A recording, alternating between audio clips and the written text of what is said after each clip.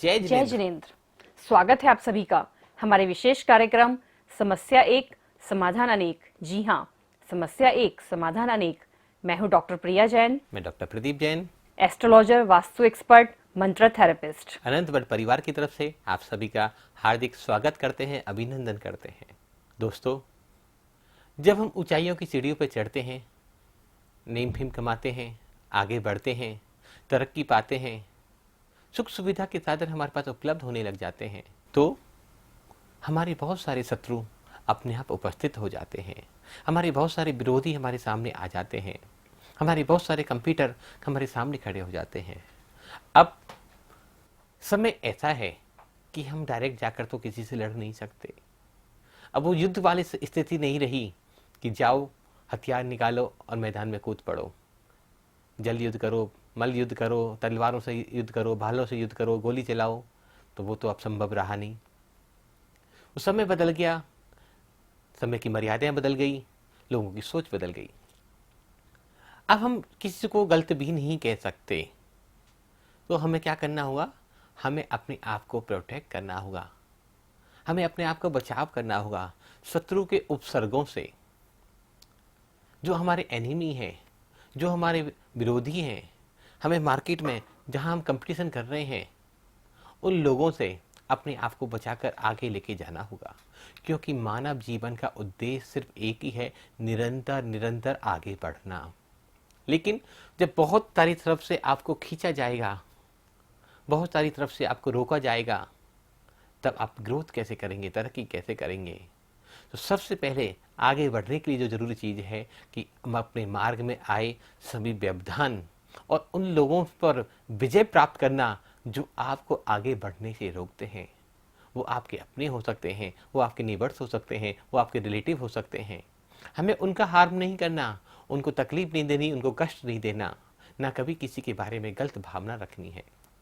हमें जितने भी हमारे विरोधी हैं उन सबको अपना मित्र बनाकर उन पर विजय प्राप्त करनी है। तो सभी लोग चाहते हैं और सभी के जीवन में ऐसी समस्याएं लगी रहती हैं, बनी रहती हैं। शायद कोई ऐसा घर होगा, कोई ऐसा व्यक्ति होगा जिसके जीवन में कोई न कोई विरोधी ना खड़ा हो। आम आदमी से लेकर देश के प्रधानमंत्री नरेंद्र मोदी जी तक के अनेकों विरोधी हैं। लेकिन हमें अपने विरोधियों को नुकसान नहीं पहुंचाना, उनको हरास नहीं करना, उनको हार्म नहीं करना, लेकिन अपनी विक्ट्री जरूर करनी है, अपनी जीत जरूर हासिल करनी है और अपने कर्तव्य पथ पर आगे बढ़ते हुए, चाहे वो अपनी उपलब्धियां हों, अपने परिवार को विकास करना हो, अपने व्यापार की वृद्धि करनी हो, अपने देश और समाज का विकास करना हो, हमें निरंतर निरंतर आगे बढ़ते जाना है। तो आओ जानते हैं इस महाकाव्य के बारे में जो हमारे समस्त विरोधियों पर, हमारे समस्त शत्रुओं पर विजय दिला सकता है और हम अपनी तरक्की की एक नई ऊंचाइयों को छू सकते हैं। तो जानते हैं भक्तामृत के 27वें नंबर काव्य के बारे में डॉक्टर प्रिया जी से। तो सबसे पहले हम 27 नंबर काव्य के बारे में समझते हैं, इसका उच्चारण सीखते हैं। 27 नंबर 2 और 7 अपने आप में अखंड नंबर है। 9 नंबर जो इसका टोटल आया, 9 मीन्स अखंड, जिसको कोई भी तोड़ नहीं सकता। तो ऐसा काव्य है 27 नंबर। वैसे भी 9 नंबर मंगल का माना जाता है। मंगल ज्योतिष शास्त्र में सेनापति माने जाते हैं और जब सेनापति मजबूत हो जाता है, सेनापति अच्छा हो, तो क्या हम हार सकते हैं? कभी नहीं। तो सबसे पहले उच्चारण सीखते हैं भक्तामृत स्त्रोत की 27वीं गाथा। को विस्मो यत्र यदि नाम गुणैर्शेषेस् त्वंसंशितो निर्वकाशतया मुनीश दोषेरूपात् विविधाशय जात गर्वेः स्वपान्तरेऽपि न कदाचित् पीक्षितोऽसि को विस्मो यत्र यदि नाम गुणिर शेषे। हमें र को साथ में लेना है गुणिर के। नाम गुणेर शेषेस, सभी शेषेस के साथ ले लेंगे। त्वन, बिंदी के बाद क्या है? स, तो बिंदी का उच्चारण क्या होगा? न। त्वन संशितो निर्वकाशतया मुनीश, दोषे रूपात विविधाशय जात गर्वे। गर्वे पर विसर्ग है, सारी सांस का विसर्जन करना है। और थर्ड लाइन हमारी यहाँ पर फिनिश भी हो रही है। स्वपान्तरेऽपि न कदाचित् पीक्षितोऽसि। अब हम वर्ड टू वर्ड अर्थ समझते हैं। को मीन्स क्या, विस्मयोत्र को हम संधि विच्छेद करेंगे, विस्मय, विस्मय मीन्स आश्चर्य, अत्र मीन्स इसमें, यदि मीन्स यदि, नाम गुणेर शेषे को भी हम संधि विच्छेद करेंगे, नाम मीन्स नाम, नेम, गुन्हे मीन्स गुणों के द्वारा, क्वालिटीज, अशेषेस मीन्स समस्त,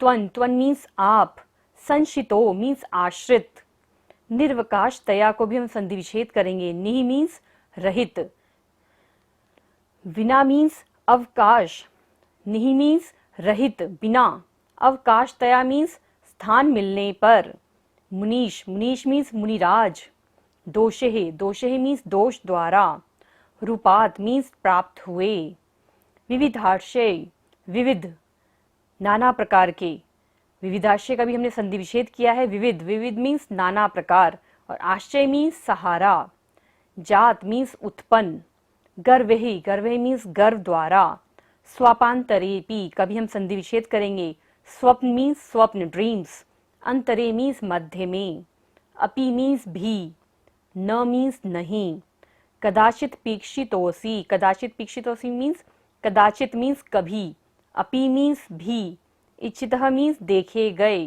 और असी मीन्स हो। क्या भाव है इसमें मानतुंग महाराज के? गुणों को कहीं अन्यत्र जगह ही नहीं मिली। जो क्वालिटीज थी, संसार में जितनी भी क्वालिटीज हैं, उन्हें कहीं और जगह ही नहीं मिली। वे लाचार होकर सिर्फ आपकी शरण में आ गए, परंतु दोषों के लिए अन्य स्थान कम नहीं थे, इसलिए वह दोष अन्य स्थान पर चले गए। अर्थात जिनकी जहाँ पर इज्जत नहीं होती, जिनका जहाँ पर सम्मान नहीं होता, जिन लोगों को वहाँ जाने पर कोई उनकी इज्जत नहीं करता, जिसकी जहाँ पर इज्जत नहीं होती, तो क्या आप लोग वहाँ पर जाना पसंद करते हैं? कदाचित नहीं। तो ऐसे ही जिस जगह पर इज्जत होती है, सम्मान होता है, वहाँ पर सारे अच्छे गुण अपने आप आ जाते हैं। श्लोक का तात्पर्य सिर्फ इतना ही है कि आप गुणवान हैं, आप में कोई भी दोष नहीं है, आप पूरी तरह से निर्दोष हैं, आप पूरी तरह से गुणवान हैं। बुराइयों के लिए तो इस जगत में बहुत सारे स्थान हैं, लेकिन अच्छाइयों के लिए, अच्छाइयों के लोग जल्दी सहन नहीं कर पाते, इसलिए सारी अच्छाइयाँ एकत्रित होकर ही आपके चरणों में आश्रित हो गई है। उन्होंने आपके चरणों में जगह ले ली है। आप पूरी तरह से गुणवान हैं, आपके समान कोई भी नहीं है, आपके अंदर संसार की सारी क्वालिटीज हैं। इस काव्य में आचार्य मानतुंग स्वामी भगवान के उन गुणों के बारे में चर्चा कर रहे हैं, बात कर रहे हैं, बता रहे हैं। तो गुण है वीतरागता, सहजता, सरलता। जब वीतरागता के गुण प्रकट किसी में हो जाएं, तो उससे बड़ा गुण किसी में हो ही नहीं सकता। जो एक बार वीतराग बन जाए, जो किसी से राग और द्वेष खत्म कर ले, तो क्या उसके अंदर कोई दोष रहने वाला है? कदापि नहीं। इतनी सुंदर भक्ति इस काव्य के माध्यम से आचार्य शांतनु स्वामी कर रहे हैं कि दोषों को तो स्थान ही बहुत हैं, लेकिन गुणों को संसार में कोई आश्रय नहीं मिला। गुणों को संसार में कोई आश्रय ही नहीं मिला, कोई स्थान ही नहीं मिला, इसलिए वो आपके चरणों में झुक गए, श्रद्धान्वित हो गए, सरल हो गए, विनीत हो गए। जब हम इस काव्य के माध्यम से ऋषभदेव प्रभु की भक्ति करते हैं, गुणगान करते हैं, स्मरण करते हैं, तो क्या हमारे अंदर दोष आएंगे या गुण प्रकट होंगे? निश्चित ही जो गुण परमात्मा के अंदर हैं, जो गुण तीर्थंकर भगवंतों के अंदर हैं, जो गुण उस वीतराग स्वामी के अंदर हैं, इस काव्य का निरंतर निरंतर जब उच्चारण हम करें, तो वो गुण मेरे अंदर भी प्रकट होते चले जाएंगे और मेरे दोष स्वतः ही दूर होते चले जाएंगे। जब मेरे दोष दूर होंगे और मुझ में गुणों की प्राप्ति मुझे होगी, तो क्या कोई भी मेरा शत्रु हो सकता है? क्या मेरा कोई कंप्यूटर हो सकता है? कदापि नहीं। क्या मुझे कोई कष्ट और दुख दे सकता है? क्या कोई मेरा विरोधी हो सकता है? विरोधी तो जिनमें विरोधाभासी गुण होते हैं, जिनमें कमियां होती हैं, उनके ही लोग विरोधी होते हैं। जो गुणवान व्यक्ति होगा उसका कोई क्या विरोध करेगा? कितना भी कर ले एक दिन स्वयं हार जाएगा। कितना भी बुराई कर ले एक दिन उसके कर्मों की निर्जरा होगी। गुरुदेव कहते हैं जब आप अच्छे कार्य करते हैं, जब आप अच्छे कार्य करते हैं, समाज की भलाई के कार्य करते हैं, मंगल का कोई कार्य करते हैं, या समाज से विपरीत दिशा में जाकर समाज के उत्थान के लिए कोई श्रम करते हैं, परिश्रम करते हैं, तो सबसे पहले सर्वत्र आपकी निंदा होती है। लोग आपकी बुराइयां ढूंढने लग जाते हैं, आपके काम में कमियां निकालने लग जाते हैं। सबके साथ ऐसा ही होता है। जब भी कोई आप अच्छा कार्य करने जाओगे तो सबसे पहले आपके अंदर कमियां ढूंढी जाएंगी, आपको डीमोटिवेट किया जाएगा। लेकिन आप भगवान की स्मरण स्तुति करते हुए जब अपने कर्तव्य पथ पर आगे बढ़ जाओगे, जब अपने गुणों को प्रकट कर लोगे और उन गुणों से अपने समाज का, अपने परिवार का, संसार का कल्याण का मार्ग प्रशस्त करोगे, तो आपके सारे विरोधी अपने आप आपसे दूर होते चले जाएंगे और उनके मन में भी आपके प्रति सरलता, सहजता और समर्पण के भाव प्रकट हो जाएंगे। ऐसा अद्भुत और चमत्कारी यह भक्तामर का 27वां काव्य है। मंगल दोषों के प्रभाव को दूर करने के लिए भी हम इस काव्य का उच्चारण और पाठ कर सकते हैं। ज्योतिष शास्त्र में 9 ग्रह माने गए हैं, 27 नक्षत्र, 12 भाव। अगर सबको टोटल कर लिया जाए तो 48 पद ही बनते हैं, और 48 का उल्टा कर दिया जाए तो 84 हो जाता है। और 84 लाख योनियों में ही मनुष्य बार बार भटक रहा है। इन 84 लाख योनियों में भटकने से हमें कोई मुक्ति का मार्ग चाहिए, हमें इनसे छुटकारा चाहिए। तो हम इन भक्तामर के 48 काव्यों का, रिद्धि मंत्रों का, मन वचन का इसकी शुद्धि पूर्वक उच्चारण करें, पठन पाठन करें, विधि विधान करें। विधान तो सिर्फ इतना ही है कि आप उस गुणों को ध्यान करते चले जाएं, आप उसमें डूबते चले जाएं, आप उस काव्य के अर्थ को समझ लें, आप प्रभु की भक्ति में लीन हो जाएं। बाकी तो जितने भी उपाय हैं, बाकी तो जितने भी विधान हैं, सारे एक क्रिया के रूप में रह जाएंगे। आप 21 दिन पाठ करते हैं, 1 महीने पाठ करते हैं, 2 महीने पाठ करते हैं, लेकिन जब तक गिनती चलती रहती है, जब तक माला चलती रहती है, जब तक घड़ी चलती रहती है, तो आपके सारे उपक्रम निष्फल हो जाते हैं। जिस पल प्रभु की भक्ति सच्चे हृदय से, सच्ची सरलता से, सच्ची सहजता से और नतमस्तक होकर समर्पण करके प्रभु को उनके एक बार नमस्कार भी कर दिया जाए, तो आपके सारे बंधन, जैसे मैंने कहा कि 48 का अगर उल्टा करते तो 84 होता है, और 84 लाख योनि में मानव भटक रहा है। एक बार नमन करने की जरूरत है, आप 84 के भव बंधन से मुक्त हो जाएंगे। लेकिन कब? जब वो बीतरागता, वो सहजता, सरलता, वो प्रभु की भक्ति हमारे हृदय में प्रकट होगी। जब प्रभु के लिए हम समर्पित हो जाएंगे, हम जब अच्छा कार्य करेंगे, हम चोरी चुगली निंदा बैर विरोध को छोड़कर उस परम पथ पर आगे बढ़ेंगे, तभी हमारे और हमारे परिवार का कल्याण का मार्ग प्रशस्त हो सकता है। क्योंकि ये धर्म क्रियाओं का धर्म नहीं है, ये एक्टिविटी का धर्म नहीं है, ये तो आत्मा की पवित्रता का, आत्मा की निर्मलता का और भावनाओं की शुद्धि का धर्म है। जब भावनाएं पवित्र होंगी, विचार पवित्र होंगे, प्रभु के गुण हमारे अंदर स्थान पा जाएंगे और हमारे जितने भी दोष हैं सब दूर चले जाएंगे, तो निश्चित ही हमारे आने वाला कल भी अच्छा होगा। और जब इस संसार से हम विदा होंगे तो हमारा आने वाला भव भी अच्छा होगा। और एक दिन ऐसा आएगा कि बार बार प्रयास करने से हम भव भ्रमण के इस चक्रव्यूह से छुटकारा पा जाएंगे और अंतिम सुख और पंचम गति में एक दिन हमेशा हमेशा के लिए विराजमान हो जाएंगे। तो ये अद्भुत काव्य आप सभी को नित्य प्रति करें, जितना भी बने, लेकिन पठन पाठन अर्थ सहित करें, भावों को समझें।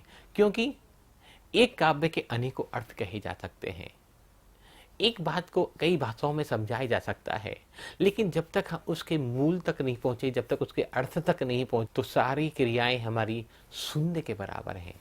इतना पुण्य तो बढ़ जाएगा उससे कि जब हम पूजा पाठ 2 घंटे विधान करेंगे, पाठ करेंगे, जाप करेंगे, तो हम उस समय गलत क्रियाओं से बच गए, तो वो पुण्य तो आपका अर्जित हो गया। लेकिन जब तक भावना योग से हम उस प्रभु के चरणों में लीन नहीं हुए, हम आत्मविशुद्धि के मार्ग पर नहीं आगे बढ़े, तब तक हमारी सारी क्रियाएं निरर्थक ही मानी जाएंगी।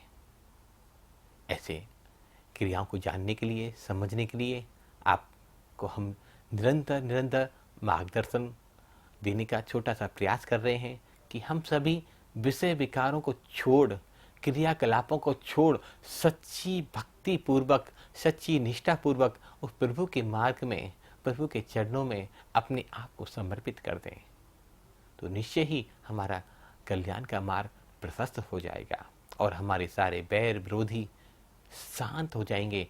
और हम सिर्फ उन्हीं बैर विरोधों पर विजय प्राप्त नहीं करेंगे, हम अपनी 5 इंद्रियों पर भी विजय प्राप्त कर सकते हैं, क्योंकि वीतरागता तो अपने आप पर विजय प्राप्त करने से आती है। संसार के शत्रुओं पर विजय प्राप्त करें नहीं करें कोई फर्क नहीं पड़ता, लेकिन जिसने अपने कर्म शत्रु पर विजय प्राप्त कर ली, वो वीतरागी हो सकता है, वो जितेंद्रिय हो सकता है, वो परम पद को पा सकता है।